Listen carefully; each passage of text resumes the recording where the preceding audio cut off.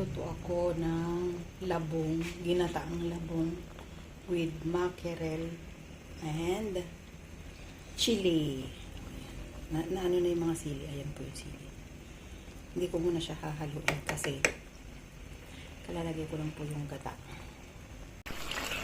Ayan, unang halo. Pagkatapos ka naman nilagay ko ito. Ito yung unang halo ko. Huwag masyado siyang haluin.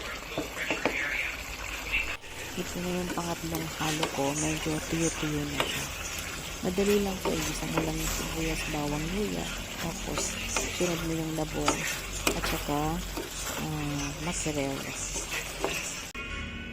Ito na siya. Tapos na. Sasalin na po natin. Kita nyo siya para siyang sticky. Maganda yung pagkakalit po. Dahil dun sa gata.